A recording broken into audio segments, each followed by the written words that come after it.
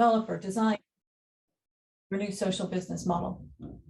And I'm really excited to be doing this with Lamia. Lamia and I think we've known each other for about 5 or 6 years now.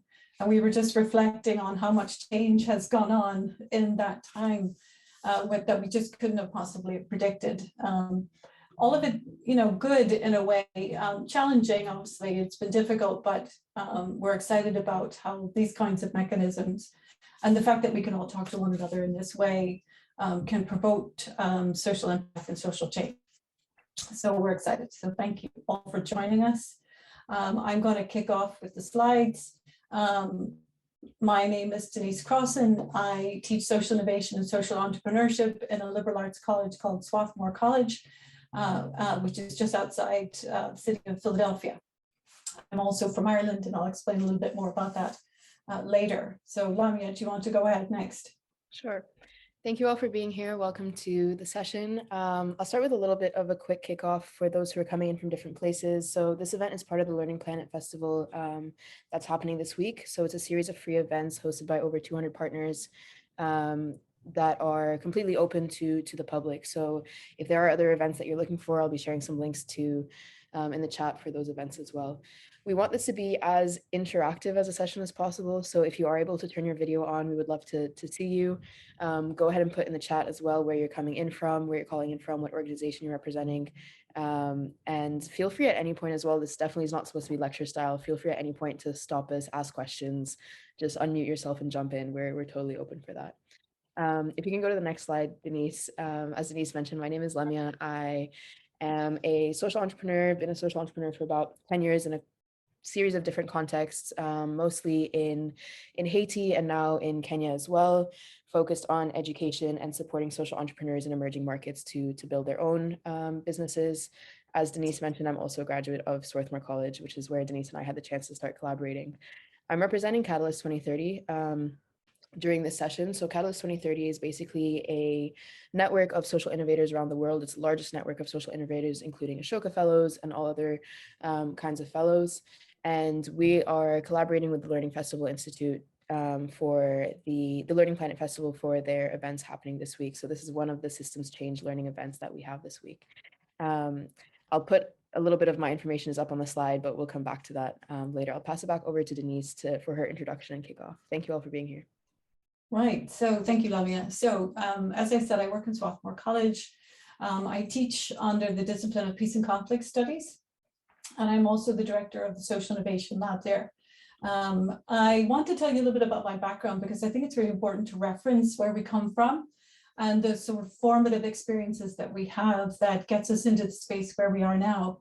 And it explains a bit of my thinking around social business and social entrepreneurship in particular. So I grew up in Northern Ireland during the conflict there. I worked in a community that was predominantly Roman Catholic, but we worked across all communities. So we were engaged in developing community projects that effectively would end conflict. And one of the remits that I had when I was working for the peace program in Northern Ireland was literally to help community organizations create enterprise that would end the fighting. I mean, that was literally the remit that we were given. And so just out of college, that was one of my first jobs. I actually went to work for the peace program in Northern Ireland and worked across communities to try and get into the grassroots. What are the challenges? What are the issues? What can we self-organize to address those issues? What kind of programs can we run to solve those problems? And then also, how can we sustain the activity so that we can continue to do the work ourselves, right? So that was really critically important. And it was really a very formative experience for me and has gone with me. And I still connect with a lot of the organizations on the ground in Northern Ireland. And when I was working in Northern Ireland, I became familiar with this idea of, well, what is it to be a social enterprise? And how does social enterprise relate to the other kinds of organizational forms that we know exist in our world? And we often describe those forms along this sort of economic spectrum. It's very sort of universal. We have the public sector at one end of the spectrum, where we have government agencies and some public funders who are interested in supporting community to do good things. And at the other end of the economic spectrum, we have the private sector, commercial organizations that are organized to make profit, to deliver services and products to society in general and to the market. And as you all probably know, if you're familiar with social enterprise, the space in between the public sector and the private sector is where we see this ecosystem of organizations that have been constructed to offer services to those who are typically not served by the public sector very well, and perhaps also equally not seen as commercially viable within the private sector, but are organizations that serve people on the ground who need products and services, who need support. So usually disenfranchised communities or communities of disadvantage, those who have struggled to access resources through all sorts of kinds of discrimination or institutional discrimination or whatever it might happen to be. So depending on where you are in the world. And these organizations that sit within the middle of this spectrum, we typically call the social economy. And they take a variety of forms, and you can see a couple of those there. Depending on if you're close to the public sector, you might be in the charitable space. Or as you move along the spectrum, you might have adapted more commercial-oriented models that support your revenue generation for your social enterprise or social activities. So this was really important for me when I was working in Northern Ireland and subsequently in the work that I've done later, is to really kind of understand that space in the spectrum between the public sector and the private sector, and then to really get a grip with what kind of organization are you in the middle of the space, and how are you going about trying to create change, right? How do you want to interpret the social mission and the social changes that you want to create into an organization that's most effective to serve your beneficiaries in that space, whether it's a charity, whether it's a cooperative, whether it's a blended model, or whether it is actually a more commercial business that has a very strong social mission that drives the work that they do. So that was kind of a space that I was working in Northern Ireland. Let me just move these on.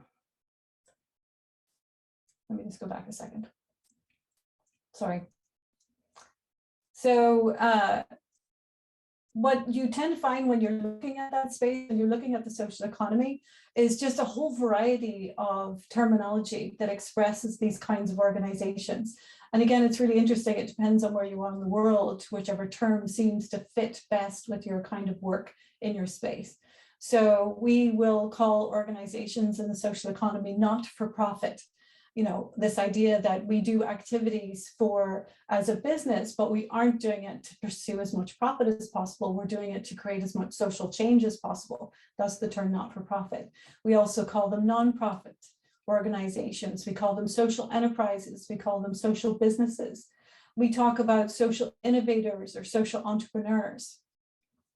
And then even if you look within the public sector space or the private sector space on that socioeconomic continuum that I talked about, you get examples of individuals and organizations that are driven by profit, for example, in the private sector, but also have a really strong social purpose.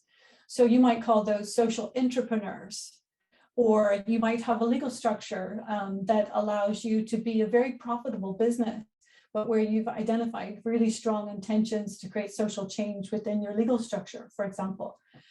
So those are low profit limited liability companies or flexible purpose companies or B Corps.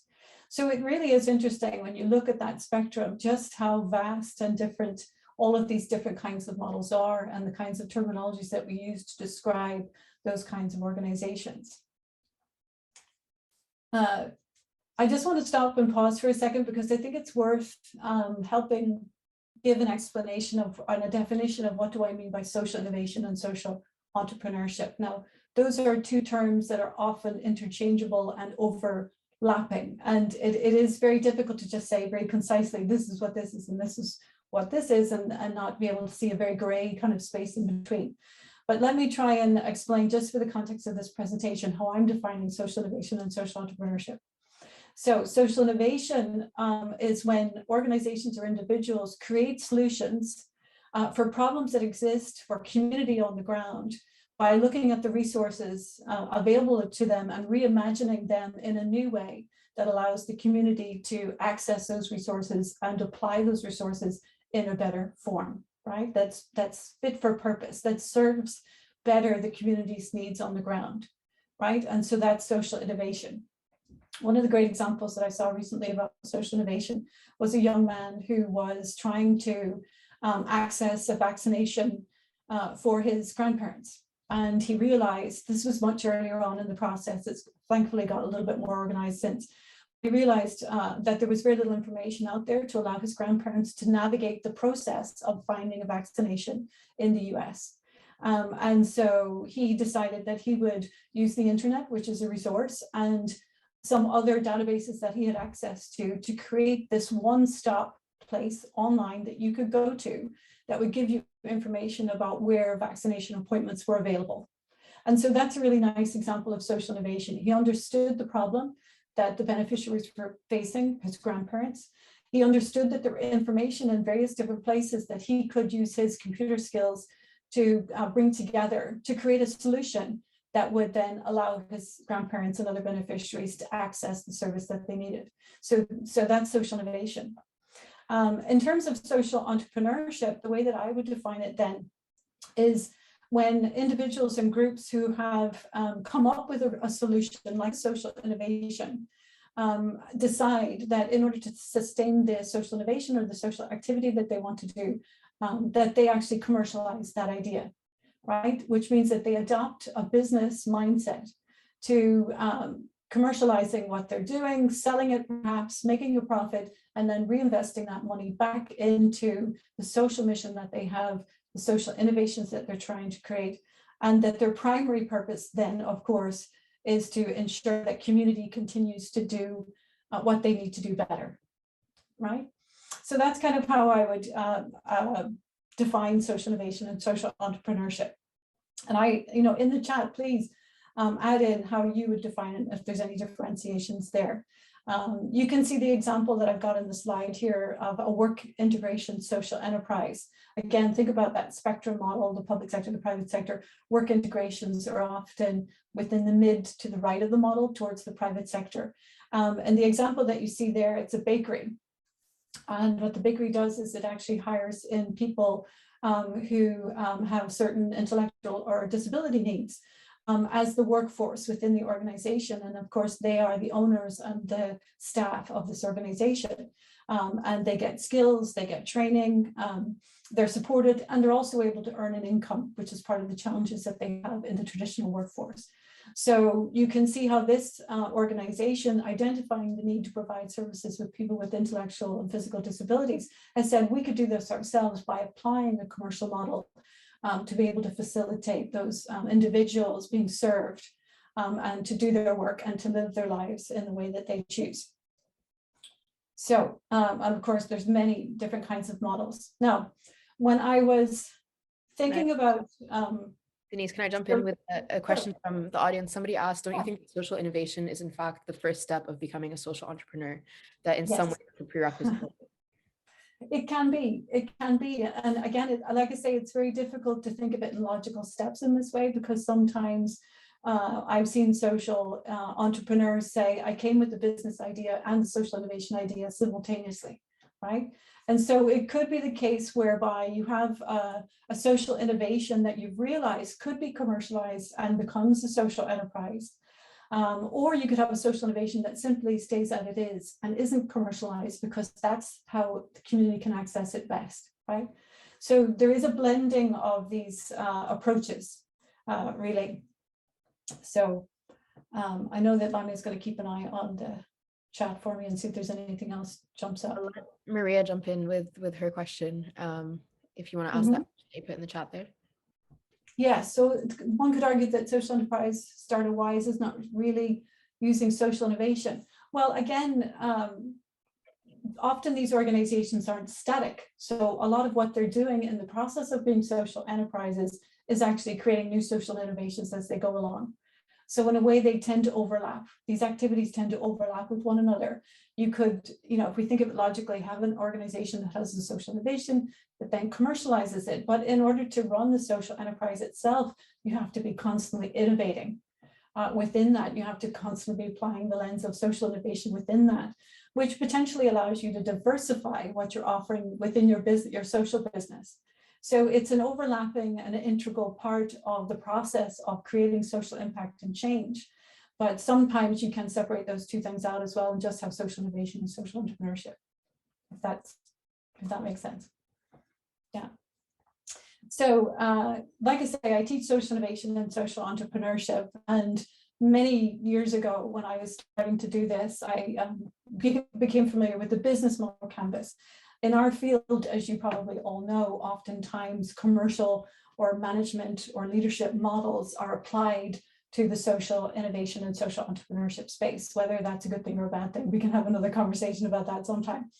But when I was teaching how to be a social entrepreneur, I looked at the commercial model of the business model canvas created by Strategyzer, and became really popular sort of early 2000s. And it was just really sort of a way of mapping out the entire components of what your business needs to think about in order to be successful. So almost a rejection of the traditional business plan, which was seen as a hefty document that you had to write out and was static.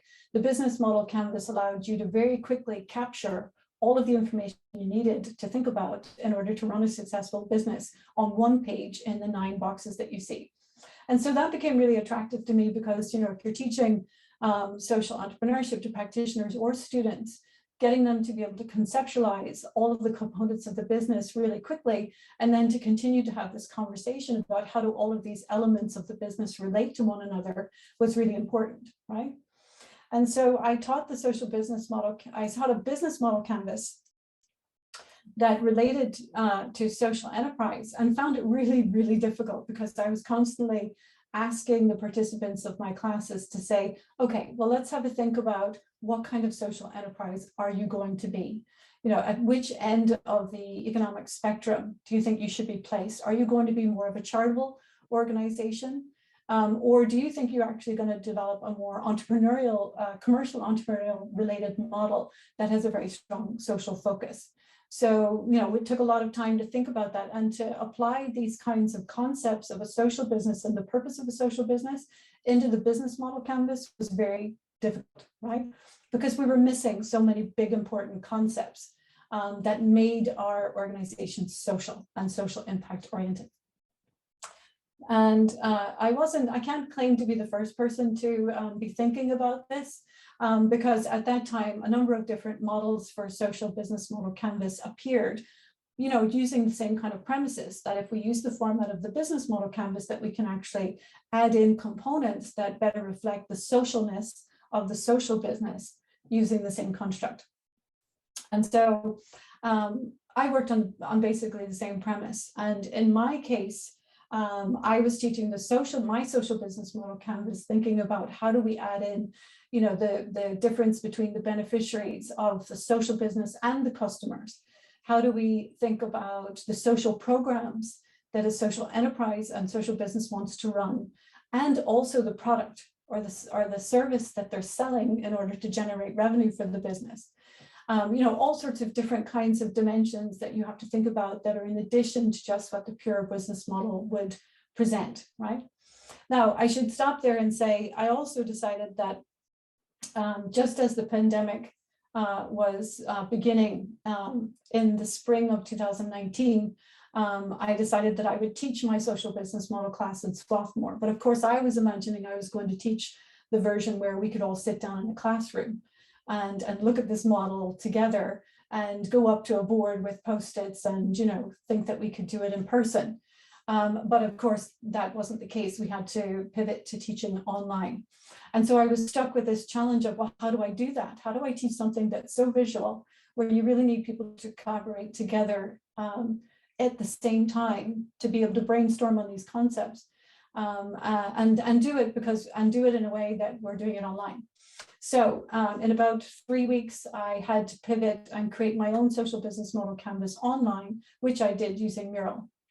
And that's really kind of what I want to share with you, because it allowed me to sort of re-examine some of the things I didn't like about all of the other versions of the social business model canvas that I'd been teaching in person, and really, get to grips with how I felt social business model should be represented, and what were the important things for participants to think about And so that's kind of what I want to get into. This slide basically shows you some, and the highlighter of yellow shows you some of the things that I've added in that I specifically emphasize within my social business model canvas.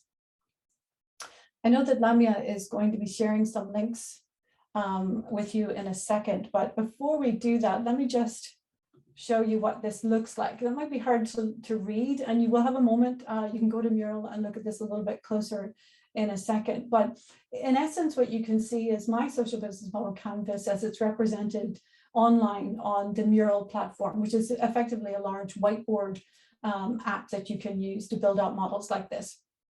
It is constructed in a similar way to the business model canvas, in that the business model canvas has 9 boxes. Mine has 14 boxes, in fact. And you basically move your way around this model, filling in different sections as you go. And again, sometimes we approach this in a very sequential kind of logical way. We start with blocks number 1, 2, 3, 4, 5. Other times it's a case of, well, you have certain information that you know you can fill in about the broad concept and you put it where you need it to go. And then it develops over time as you continue to revisit this social business model canvas. But in essence, what you're looking at here is 14 boxes with a pre-box. And I'll talk a little bit more about that in a minute. But 14 boxes that allows you to navigate all of the components and aspects that are important to think about when you're developing a social business, right? If you look over to the right-hand side, the first box that you see here describes your key stakeholders. And I have actually divided key stakeholders into 3 groups. So you have beneficiaries who are your key stakeholders, you have customers who are your key stakeholders, and also funders, right? Beneficiaries are the people that you're hoping to serve within your community. They receive the benefit of your social programs and your social business, but they may not necessarily pay for that service, right? Customers are people who are also beneficiaries of your services, but they often pay, right? So they might be more aligned, depending on where you are on the spectrum, the kind of organization you're setting up, they might be more aligned with buying the products and services that your organization is generating. And then funders, of course, are key stakeholders. And interestingly, often the ones that aren't cited in other social business model canvases, but we all know just how important funders are as our beneficiaries. We are in partnership with funders to be able to co-deliver services and meet the social mission goals that they have set and that we facilitate them meeting. So I think it's really important to have them in there also. Once you go from identifying your key stakeholders, just like the business model canvas, you immediately think about, well, how can I create change, right? And you do that in 2 steps. You decide what your social mission is. So what is the change that I want to create in the world? What do I want to see for those beneficiaries? And then you go and look at, well, what is the social value proposition, right? What can I deliver either in social programs or through a business, products and services, that would meet the needs of those beneficiaries, my customers, or my funders, right? And then from that, what this social business model canvas allows you to do is literally go through all the various different aspects of your social business to lay out how you're actually going to deliver on that social mission and social value proposition. So in the channels section, it basically means, where will you see them? Where will you meet them? Where are they located? How are you going to reach them? Either in your social programs or your social business, right? And the relationships box, how do you build relationships with those stakeholders? I've worked a lot in the past because of my experience in Northern Ireland with individuals who have come out of prison or who have been directly involved in the conflict themselves, maybe ex-paramilitary individuals, or I've dealt with victims of conflict. Those are my beneficiaries, and I really have to think about, how do I build relationships with them where I can meet them where they're at, right? Likewise, I have relationships with customers because I want them to buy my products and services in order to generate revenue for my social business. I have relationships with my funders, and so on. So the map, then, if you look over to the left-hand side, really gets into the detail of the logistics or operations of your organization, who are the key partners that I need to be aware of and build relationships with. What are my key activities in order to deliver this business and my social programs? What kind of resources do I need? Who are my competition, right? what's happening in the bigger environment that might affect my business, whether that be from the government or others legally trying to influence social business or social impact change, or competitors, for example. Importantly, in my model for the social business model canvas, in the middle, right smack in the middle, you can see a column there that's called social impact measurement strategy. And so it's really important that we translate our social mission into impact. How will we know we've achieved what we've intended to do, right? How do we know that the change that we want to create for our beneficiaries is something that we're reaching over the short term, the medium term, and the long term? And so there's a column there specifically for that. And then at the very bottom, just like the business model canvas, you can see there's boxes that describe where's the revenue coming in from. Revenue meaning grants, awards, donations, funding sources, and then also money that you generate from the business side of your social business, from the sales of products and services that you have. And then on the left-hand side, what are the costs associated with your social business? Again, the costs of creating the business and running the business, but also the costs of running your social programs, right? And merging those two together as an overall holistic view of what the costs are for your entire social business. Now, what I've added in the middle is another box that talks about surplus, because as we understand the social business, you're doing all of this to create social impact, and often the profit that you generate, rather than in the case of a commercial business going into your pocket, goes back into your social business, goes back into your community, gets reinvested in new social innovations to create change. And so there it is. That's the 14 boxes of the social business model canvas. There's one box at the very top of the right-hand side that I didn't talk about, but I'll just highlight it now, which is called pre-work, right? It's called looking at the impact gap analysis, for example. So before you come into this exercise and start to draft out all of the components of your social business, we encourage you to actually do an impact gap analysis and to look at the systems or ecosystems in which you're operating, to make sure that you've thought a lot about the kinds of structure that you want to create that's going to have the greatest impact. And work collaboratively with all of the other stakeholders who are also probably working to eradicate the social issue that you're trying to address. So technically there's 15 boxes, but in the model itself, when you get to describing your social business, there's 14, okay? Now that was a lot. So what I'm going to do is you can, as I'm pivoting and changing to go to MURAL, because I want to actually let you see the model itself in MURAL and maybe highlight a few of these things again. Please feel free to either unmute yourself or ask me a question while I pull this up really quickly. And Lami, you can tell me if there's any questions that I may have missed. No questions in the chat right now, but feel free to unmute yourself if you have one now. We want this again to be as collaborative as possible. So even if it's a question about like, hey, I'm starting my social enterprise and this is what I'm trying to figure out, like we'd love to answer those questions. I can see a couple of people actually are already on the model, which is fantastic, right? So MURAL is really interesting and easily accessible platform. If I send you a link, you can simply log on as a guest, pick an avatar and go in and have a play on one of these models.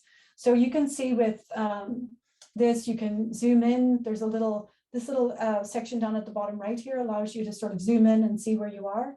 And you can go over to your key stakeholders section, and all you have to do is double click here and begin to type whatever you want. So in my case, a lot of the time in Northern Ireland, I'm working with unemployed youth, for example, at the moment. So you can start to, feel free if you're on there, just double click and put a post-it on. But what it does, it allows me to sort of really give some details about my beneficiaries, what are their goals, what kind of barriers are they facing, and likewise do that for customers and funding stakeholders. Once I've done that, I can go up to my social mission, and I can draft in 8 words or less what my social mission is. I can then navigate myself over to the social business value proposition, and I can start to put some information in about the social programs that I want to run for those beneficiaries, or I can talk about the products that I'm developing for customers. I can be more explicit about who those people are, who the beneficiaries are. And I can literally work my way the whole way around this map. And move these post-its around, which is kind of cool, because as you add information, you can say, well, I don't know if that fits or not. Maybe it actually should be in another box. And it's especially helpful if you're, working with teams who are all over the world, which is great. One thing I want to point out on this is there is a column at the left-hand side of this, which is basically a guide to how to use this business model canvas or social business model canvas. There's some tips there that I give. One thing I would say is the boxes are numbered, but what I normally recommend is if you're starting out with your stakeholders, then start with your beneficiaries first and then fill in the map. And then if go back to your customers and then fill in the map, and then your funding stakeholders and go in and do the map again. So that's what the social business model canvas looks like. I'm really excited for you all to be able to see this and join in. I think someone had a question. Yeah. Yeah, there was a question, Maria, about supporting companion materials and so on. Yes, those are all available as well. And I'll be sharing the link to that. I put it in the chat now, but I'll be sharing it in a follow-up email as well. There was a question from Lee before that about impact measurement. So how does impact measurement look in the social business model canvas? Is it quantifiably based or quantitative? Both, which is it's a great question, right? It's a great question. So I felt it was really important with social impact measurement to be able to translate the social mission into measurement indicators that would reflect both the short term, medium term, and the long term, right? And as we know, when we do social impact measurement, oftentimes, say, for example, we're trying to assess a program that we're running for beneficiaries. The short-term indicators that we apply are often how many people registered for the course, how many people did so many modules in the class, for example, how many people graduated from the class with a certificate, how many people felt the benefit of it, which becomes the qualitative side. If you interview them at the beginning and then you sort of assess the distance traveled in terms of impact at the end of the class, then you can capture both the quantitative indicators that are important, but also the qualitative ones. When it comes to the medium-term outcome of measuring social impact here, we're really looking at that the group of beneficiaries as almost a community, right? What kind of changes are we seeing in the 3 to 5 year span that starts to suggest that, well, whatever we're trying to do with our social mission is actually working, and that we can actually claim that it's our intervention that created that change. So you might begin to start to measure, well, what is the local economy looking like? Are people a little bit more affluential in that area? If your social mission was to eradicate poverty, for example, for a particular group of beneficiaries, how many people now have jobs? How many people are able to buy a car to travel to work? It depends on how you translate your social mission into indicators. And then, of course, the long-term impact is often much wider macro environmental indicators that you might measure. Like, have we seen a change significantly in engagement of youth in education, for example?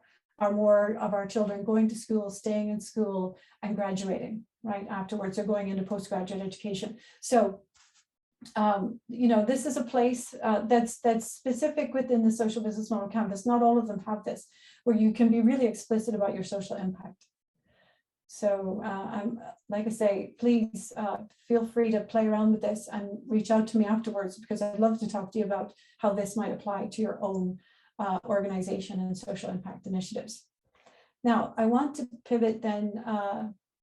Samia, am I going to share this, or do you want to log on? I'll share my screen. We wanted to make this a little bit more tangible for everybody, because looking at a blank template is one thing, actually seeing it in action is another. Before we jump into that, are there any questions as of right now before we get into the example and activity? Seeing some head shakes. Okay, so I'm going to go ahead and share my screen for a filled out template, but feel free to also follow along with this example. I'm putting the link in the chat now, just so you can zoom in at different areas as well. So here's an example of a completed social business model canvas. So it looks a little bit different with all the colors and sticky notes in there. One thing that you'll see is there's this differentiation between yellow, green, and pink sticky notes. And just to show you how that is defined here, we have the 3 definitions for the sticky notes here. So On the yellow sticky notes, we have things that we know, so things that are certain. In green, we differentiate that as things that we need to know more about. Maybe there's something that we're unsure about. And then pink is things that, is just the question mark, and we have a question of like, how are we going to proceed with that? So taking a zoom out here, this is an example from a social business model canvas that Denise and some students had filled out at Swarthmore College a few years ago. And I'm going to go ahead and zoom into number 1 here. So if you go ahead and look over at the key stakeholders, the place that we wanted to start was with the beneficiaries. So the group of students that came together to ask, who are we trying to benefit and what are the goals and barriers that those people are facing? So they decided that they wanted to focus on first gen and low income students.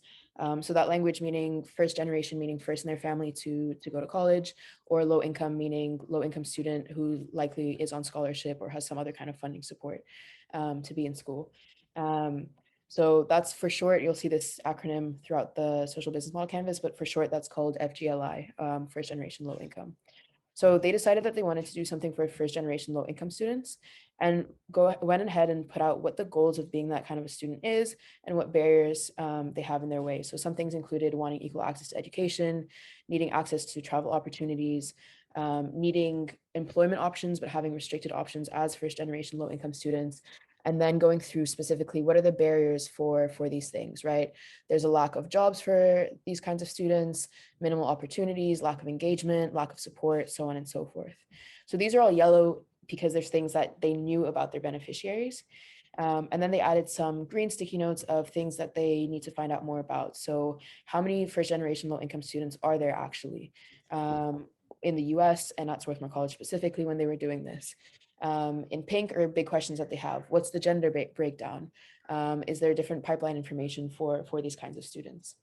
So really when they were honing in on these are the beneficiaries, these are the people that we want to benefit, what can be a potential social business that we generate? I'm going to zoom back out to show you what they came up with, which was a need, bake, serve cafe. So their social mission essentially here was end financial insecurity for first generation low income US college students, and specifically starting at Swarthmore College, how can we end financial insecurity for them specifically? And so they decided to come up with something called Need, Bake, Serve, which was a mix of programming to support first generation low income students, as well as a cafe that was available on campus that would hire first generation low income students and provide at the same time more affordable food options for first generation low income students while giving them employment opportunities and income through actually working in the cafe. So once you filled out the beneficiaries and your key stakeholders, one thing that Denise and I think is beneficial is to kind of stick with that track. So once you filled out the beneficiaries as key stakeholders, maybe it's worth then going into beneficiaries, what the social value proposition is for them, looking at what relationship those beneficiaries have, what channels you can access. So essentially sticking with, filling out the canvas for the beneficiaries first, then filling out the canvas for the customers next, and then filling out the canvas for the funding stakeholders. So I won't go into every single sticky note that's on this board, but just to show you very briefly for how you can see this in action. So once they defined their social business, social mission, they came into what the value proposition would be. So if we're zooming in here to the beneficiaries, they made a list of what social programs they're going to offer. So they came up with a peer-to-peer emergency support network. They came up with a mutual aid platform where people are able to provide accommodation, books, other things in exchange for each other, as well as a mentorship and fellowship opportunity. And specifically when you're going through what these beneficiaries, what the value for these beneficiaries are, it's important to name these beneficiaries. So like there's a club on campus of these kinds of students, great, put that down. What other groups are part of that beneficiary group? So that's how they listed it out here for the social value proposition. And then you can go through and do this again. So sticking on the beneficiaries tract, it's like, okay, how will we measure that these things have impacted them? So number of registered calls, for example, to the emergency support network, usage rates, things like that. Going down over here, so channels, seeing this in action, what are the channels that you're using to actually reach your beneficiaries? So things like a website, is there a database platform? Are there monthly Zoom meetings? What are the actual channels that you're using to achieve this social mission that's listed here in green? And then again, I'm going to step through to staying on the beneficiaries track. What are the relationships? So how will you communicate with these people? And how will you make sure that communication is ongoing? So they had decided to make a TikTok group, Facebook groups, an email database, a dedicated website, and so on. And now following on, still on the beneficiaries track, over to number 7 is when you end up going towards your key delivery partners. So taking a break there, you can then go through this process again with your customers. So if they're doing this need-based serve cafe, who are the customers specifically? And at first, when this was envisioned, the idea was for the cafe to be on campus. And because of that, the customers were students that were on campus, teachers, faculty, as well as other local residents in the area. And when we pivoted to online, they also decided that for their customers, for different kinds of baking workshops or cooking classes or things like that, that could also generate an income for first generation low income students. And therefore they had come up with customers for the online version. So for this, again, you'll see their pink sticky notes, which are like question marks, things that they need to keep track of. And again, you can follow through doing these customers for each stage of the social business model canvas. So you have it here as key stakeholders. Then you go into what is the value proposition for those customers by offering this thing. What are the relationships that the customers have? How are you reaching these customers as in channels? And then going through it again with funding stakeholders. So very briefly, again, we don't need all of the specifics of how to make a cafe run on campus, but they listed out the different centers that were available, alumni funds. They put in green things that they weren't sure about, that they needed to ask more about, and pink was a big question that they had. And again, following through this at each level, focusing on the funding stakeholders. So taking a second out here, again, you have access to this if you want to dig into specifically what they did. But there's also a key point here, which is the key activities. So when you're running your social programs, what are the key activities that you're running? But also for the social business, what specific products and services are you offering, and are you in need of? So, in order to run a cafe, you need, to hire and train student staff. They needed the fixtures to actually run the cafe. They needed to source the raw materials, so on and so forth. Denise spoke briefly as well about the key resources. You can see that over here. The macro environmental, so what are the political, economic, social, and technological restrictions and outcomes that you see with this. And then you'll see a breakdown here for, okay, if we're actually running this as a social business, what's the business model? So you'll see in box 13 what the costs were, 14 what the surplus is, meaning what extra money were they generating from the cafe that they're reinvesting into the other programmings that they had, so the support line, the mutual aid platform, and so on. And then in 15 down, in 12 over here, you'll see the revenue that they had. We're going to pause for a second here because you'll see that there's some red circles and there's some blanks here. And we wanted you all to be able to see this actually in action by collaborating with us on the mural template. So I'm going to pass it back over to Denise as we're going to kick off a collaborative tool. So if you haven't been able to access the sheet, you might want to go ahead and do that now, since we're going to spend a few minutes brainstorming together. Yeah, brilliant. Thank you, Lamia. Perfect. So if you want to stop sharing your screen, then I will share again, and then I can sort of navigate around the map. That would be great. Let me just open that up again. Share. Okay. Sorry, let me just open up the one that we're working on. Okay. So yeah, so this looks really complicated. I mean, when we did it and we put all these posters up, we were like, wow, this is a lot of information. And of course, the participants got really engaged with adding photos and icons and moving information around. And every time we came to a session, someone had learned something new or had a new thought. And we were able to look at this model and just place it and then see where that ripple impact would be across all of the organizing of the social business. So if a student came in and said, you know what, I actually think because we're moving this idea to the Ville, to the local town, rather than it being on campus, that opens up a whole new spectrum of customers for us. And suddenly the whole group realized, oh, wait a minute, there's lots of things that we actually have to change that reflects that new opportunity. right? As we all know with this, social enterprise, social innovation is not static, it's constantly changing. And so one of the nice things about this model is that you can constantly update your idea and see where the impact is all the way through the model, right down to the costs and revenue. So as Lamia said, what you see highlighted in those red circles are areas that we are working on to address this new opportunity of setting up the cafe in the town, the local town that we have. And Lamia sort of said, we've already worked on our key stakeholders, changing who those people are. We know that we have to look at our value proposition. We have to look at our channel where now that it is in a cafe in town, what does that mean? That has impacts for our key activities, for our resources, all that kind of thing. But what I wanted to ask you all, if you were willing to just jump in, is to practice with me on this, because now that we are relocating to the town with this student cafe called Need Bake Serve, I would love it if you would be willing just to jump on there and add some post-its into this. What are the key partners, the key delivery partners that this group should be thinking about in order to deliver this cafe in town? So feel free to just jump in. If you're on this map, add a post-it and start typing with your thoughts. That would be fantastic. So the same mural that we were just looking at for Need Bake Serve, if you can jump into 7, where you'll see Denise is hovering over that box.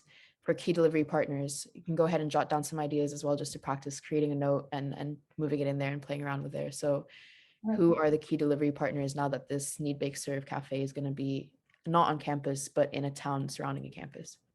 So I'm going to start off by saying probably local advertising partners. So we have a local newspaper. So I'm imagining that they're going to have to connect with that group to be able to get a good relationship, to let people know in the community that this cafe now exists. We're probably also going to have to meet with the local chamber of commerce there, because it's a wonderful way to connect with the support network for other people who are in business. So let me do that. If anybody else wants to join in, adding one in. There we go. Yes, Uber, perfect. Because yeah, of course, that's another aspect of this business that we need to think about is DoorDash. And how do we sign up with all of those online platforms that make sure that people can access, order online, and we can deliver. Can we deliver? That's another consideration. What is the impact that might have, that service might have on our social business model canvas throughout the entire canvas map? So yeah, exactly. All of these things. So you can see in a session when we're doing this, once we have a conversation about the Chamber of Commerce, for example, then we have to say, well, what does that mean in terms of building relationships? How do we go about doing that? What do we need to create? Do we have a website? Does our website allow us to connect in that way appropriately? Do we need social media accounts? Do we need a TikTok account? All that kind of thing. That's kind of interesting. But you're doing a really fantastic job. Yes, connecting with the local city, the mayor, the regulation board, those who oversee health and safety, for example. We probably would need to connect with other cafes too, because there are a few other people in the area, making sure that we can collaborate and complement one another. And that's the other box that I wanted to highlight to you on the social business model canvas. Just I'm scrolling down the box immediately below key delivery partners is this box called competitors and co-opetition. Now, let me explain what I mean. Obviously, competitors, other cafes in the area that we could consider our competitors. And we can, Lamia, you can probably know well, because you know the town that I'm talking about, start adding in who those competitors are. But we also have a phenomenon in social business where we can actually collaborate with whom we might perceive as our competitors, right? So for example, the ecosystems in which we try and create social impact for beneficiaries is often full of other people trying to do the same kind of good, right? We have other charities that are working around us to support people who are long-term unemployed, for example. We have other projects that are looking at homelessness, that are looking at food insecurity, that are looking at education insecurity in some communities. And of course, as we know, all of those issues are work collaboratively together to create a wicked problem that we're often involved in trying to solve. So co-opetition refers to who are the other stakeholders that are equally out there trying to solve this problem with me, that in some circumstances may actually either compete with me for funding or, you know, work in the same space of beneficiaries, and that might be challenging sometimes. How can I actually change that relationship into a collaborative relationship? So I challenge my participants on the social business model canvas to think about that. Are they competitors, or could they actually be your collaborators? And that term is co-opetition. And students are really fascinated by this because, you know, as we all know, oftentimes with social enterprise or social innovation, we're trying to scale our innovations to try and really disrupt a negative system, to turn it on its head. But oftentimes it's very difficult to do that as a small organization, but if you collaborate in a system and work collectively together, you actually have more impact overall. So I can see people adding in who might be the co-opetition partners for this particular cafe, Need, Bake, Serve. So this is really fantastic. In our town, we have Hobbs, which is a little cafe. We have a Dunkin' Donuts. For example, there's a number of little restaurants. It's a sort of commuter town. In fact, there's a train station. So a lot of people are passing through the center of the town right next to where the cafe is going to be. We have an inn there as well. Liza, you've raised a really interesting point in the comments. Could we say all competitors can be collaborators? Wouldn't that be great? Yeah, maybe so, right? Sometimes not, right? Sometimes people are very clear about their boundary in terms of who they perceive as their customers, stakeholders, you know, their offering is, and they don't necessarily want you to collaborate with them to, you know, but having said that, if we are being open about lifting up everybody's business, then it would be nice to go to that competitor and say, do you know what? I don't want to compete with you on some of the core aspects of what you do because that's yours. That's fine. I understand you're in a business and you want to make, you know, you want to sustain yourselves. But I do think that there's elements of what you deliver that I could deliver for you. And actually, in doing that, I could serve and contribute to a social mission if you have one, even if it's like corporate social responsibility, a small element of what they might see. If you can navigate that conversation with them and get them to realize that actually collaborating in that way lifts their business and that their customers perceive their business better, then you've got an opportunity to turn them into co-opetition, right? But I wouldn't say that that would be always the case, right? That's just the reality. But it's a great question. So hopefully I can see people are collaborating on it. So let's see. So let me just go back. This is the full version. In my screen, I'm sharing the full version. This is a copy of the completed first version of the Needs, Bake, Serve cafe that we did with students. And this is the revised version that we're working on now. All right. Yeah, perfect. So if there's any other questions now, please, I encourage you to, and particularly if you're actually in the process right now of developing a social business, you know, please ask me any questions if you wanted to explore how this mechanism might work for your organization. We have about 2 or 3 minutes left. So we have, we're running until 6:15. Well, 6:15 my time. Okay. I have an extra 15 minutes for anyone who is able to stay longer. Maybe if you want to stop sharing screen, we can all see each other and have a conversation. I heard a question from Alexandra that says, how long does it take to film the canvas with students? So that's a great question. So normally when I'm running it in a class, we have about 1 hour and 15 minute sessions on the social business model canvas. And they usually get quite a lot done there. I mean, we obviously start focusing in on the beneficiaries first. And like Lamia said, we do beneficiaries, we do customers, and then funders across the map. And often we'll do that per class, right? So we'll start with the beneficiaries. The students will then write their social mission. They'll then go to the social value proposition, which is basically them articulating what social programs are for their beneficiaries. They'll go to the measurement impact. So we'll say, well, how are you going to know whether you've achieved the change that you're planning? But all of that in one swoop in a very quick brainstorm could be done in 1 hour.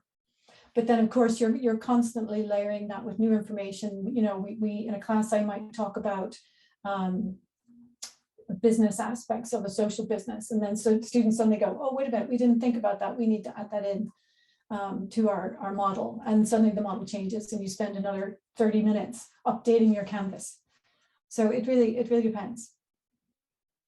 We're flexible with the rest of the time here. If there's certain questions, or maybe you want to talk through an example that you're trying to think through your own social enterprise, we wanted this to be as interactive as possible. So feel free to jump in with however we can best support you in this process. I want to point out that if I just go back to when I was talking about the different kinds of forms of social enterprise in the model, this model allows students who want to be in the charitable space to write down their idea, right? You know, to put out all of the components of writing down that idea, even if it has a very small commercial element to it. You know, it even allows them just to reflect on what the funding is coming into the organization. So it captures that as well, because a lot of times the feedback I get from this is, well, is this just for business, like social business, or could it be someone who's at the very early stages of a social innovation, mapping it out that way? And yes, you can do that the way that it's constructed. So Bianna, would you be willing to talk a little bit more about what your social business idea is? Right? Yeah, you are putting me on the spot, but that's okay. So what my idea is, I'm a retired principal, so worked in a school for many, many years. And one of the things that I really liked was the collaborative learning model that we used in the schools. I found that to be, that had the most impact on learning for everyone in the school building, and especially for the students, and making difference for that. So I live in Ontario, Canada. And what I wanted to do was to be able to share that in African countries where they're learning, like there's so much potential there, and where there's, I see a need there. And so really at the grassroots level. So rather than looking to the Western world and what we do in education and learning and doing our mistakes, starting from where we have the best practices and moving from there, especially given that, you know, the way that they think, though everything is so different, and making it real for them. So that's my idea of what I'd like to do. Yeah, brilliant. And so when you look at the social business model canvas, how do you see your idea translating into this? Like, where would you feel you'd start?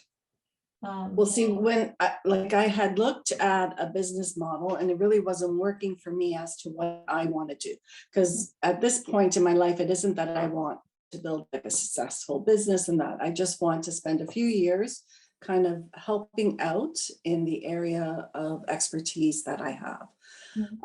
But so when I look at yours, it's more holistic, and I think that's what I like. So I always tend to gravitate to things that resonate with me and make more sense, as opposed to something that's more structured and not really what I want to do. So I wasn't able to actually go into your whiteboard because I have my iPad and it wasn't working. But I'm certainly going to play around with it and give that a try. Great. And what I would say also, Silviana, is be confident enough to leave boxes empty if you feel that they don't apply to you. You know, it's not that the model has to be completely filled in every aspect. No. Because there's so many different ways of doing this work, you know.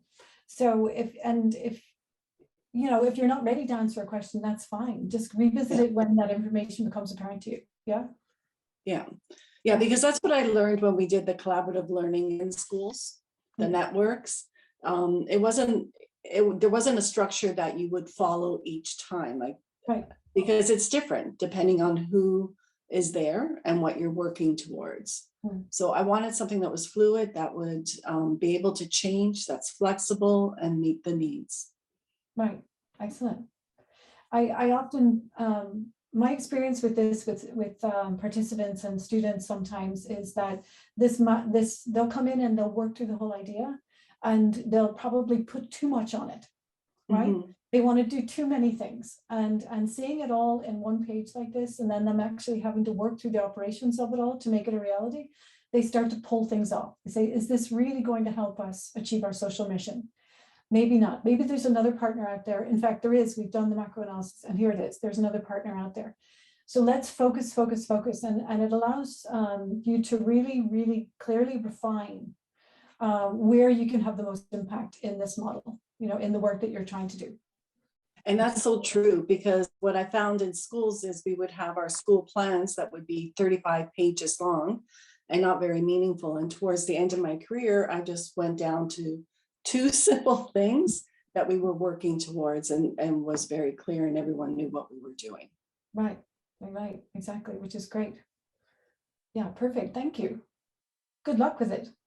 Thank you. Thank you for sharing, Silvana. And for you as well as everyone else, I will be sending a follow-up email with all of these links, access to the full social business model canvas, the templates, everything that you can be using for your own needs.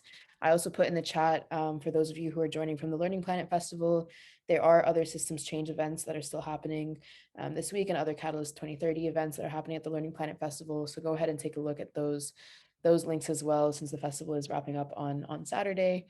I've also put in some information, and again, this will be in the follow-up email. If you want to connect with Denise or myself via LinkedIn or email, our information is in there as well. Both of us, I can speak for both of us when I say this, we're available to support people through this journey. We both love working with social entrepreneurs and helping them start their own businesses and start their own ventures, and we love doing that through these kinds of tools. So if there's ever any support that we can provide for you in this journey, feel free to reach out. We're always available for that. Any other questions or thoughts here? We have a few extra minutes scheduled. We have no issues ending early if there are no other thoughts, but want to make sure that everyone has a space to jump in. Someone asked if there was a paper or digital version. So yes, there is. So if you go to the website that Lamia is going to provide for you, social business model canvas.swarthmore.edu, what it'll actually provide you is a PDF copy that you can download, but it also gives you access to articles and materials that actually explain each of the boxes also. So if you're working through this with a group and you want to explain to them about the social mission and how to write a good social mission, there's an article link there. It's open sourced online. I've just gone through all of the boxes and pulled together a lot of the material that I would share in a session when I'm running it. So it's a bit of a long website at the moment. Lamia is going to help me sort of make it look better and easier to access. But it goes through all of the 14 sections, and you can access materials that are good resources for participants. But you can download the digital version, do it with a paper, or you can do it online with MURAL. If you are a nonprofit or in the education space on MURAL, you can actually use MURAL for free. So, you can, I think Lamia is going to send an email with that information, but you just simply register as a nonprofit. They verify your status, and then you can access all of their templates for free. And it really is incredible the amount of templates that they have available to help you organize and plan the work that you're doing, as well as the social business model campus. Thanks, Lamia, for posting that there in the link I can see. No worries. Great. I'm going to go ahead and stop the recording.